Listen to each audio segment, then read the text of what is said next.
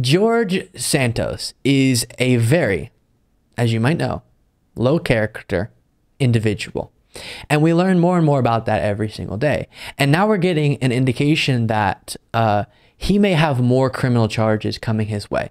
So there was this veteran, a disabled veteran, who got scammed by George Santos. Essentially what happened was, and this is beyond, and I have an interview with him to show you in a moment, but beyond belief, the disabled veteran had a dog, and the dog was sick. And this honestly sounds like a story you would make up to say, what's the most horrible thing you could imagine? And the sick dog needed treatment. And so George Santos had this, or didn't really have, but said that he had this charity for pets. And within the context of that was saying, hey, listen, I could do a GoFundMe for your dog and raise money, and then it'll get the treatment for the dog. It'll pay for that treatment. So the disabled veteran said, absolutely. Then George Santos uses the name and likeness of this dog to raise money in this GoFundMe, allegedly, and then takes the money, doesn't give it to the disabled veteran, the dog dies.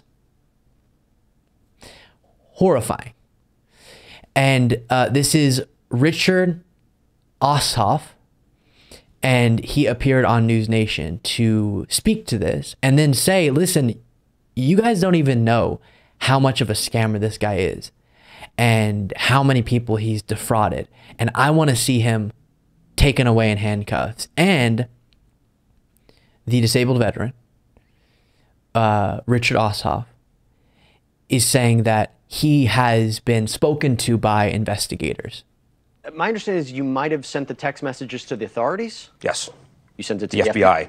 And what did they say? The FBI and also the New York State District Attorney. Have they given you a response about what The they're District going to do? Attorney got me in contact with the FBI. And did they say what they're going to do? I believe they're still working on it. He's done so much stuff with his pet charity that he lied to me in one of the text messages and said that it was registered with the IRS. He's ripped off Amish breeders. He's ripped off a lot of people around here with his adoption events.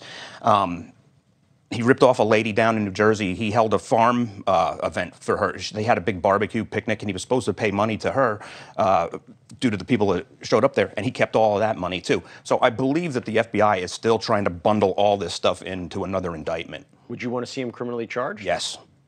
I tried to talk to him about 2.5 weeks ago, and I wanted to bury the hatchet. I wanted to be nice to him. I wanted to just have a rapport.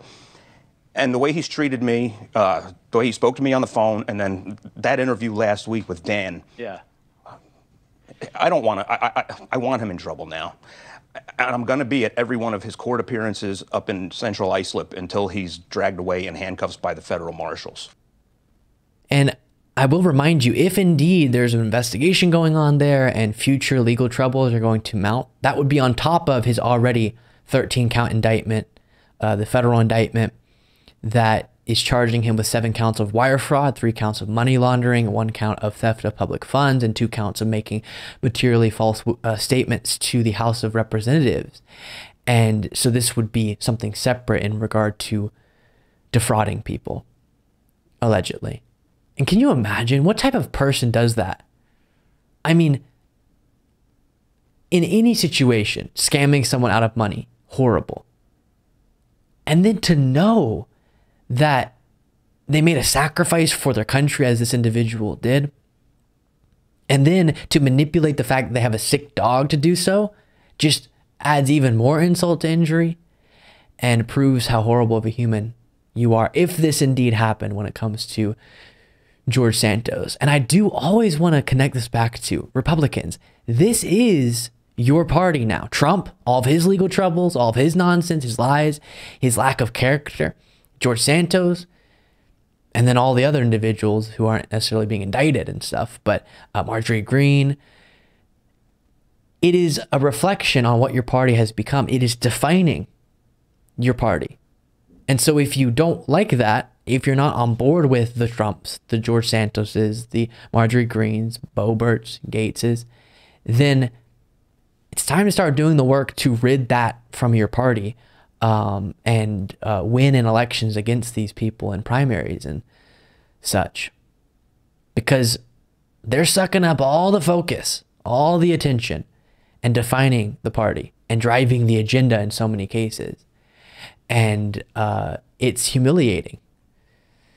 And so even if it's someone such as Chris Christie, who I'm so far from on policy and would have heated debates with on policy and political subjects, at least start doing the work. This is my call to moderate Republican, to reject the MAGA crazy, getting indicted 300 times people. And just, can we get some sanity, some reason back? Even if that, of course, will still mean we disagree severely. But this is something completely different. Thank you so much for watching. If you want to be a part of what makes this show possible, plus get access to the full video version of the show hours before all the clips are able to be uploaded to the YouTube channel, plus get the bonus show on the weekends, you can do so by going to lukebeasleyshow.com/membership. That's lukebeasleyshow.com/membership, and there's a link in the description.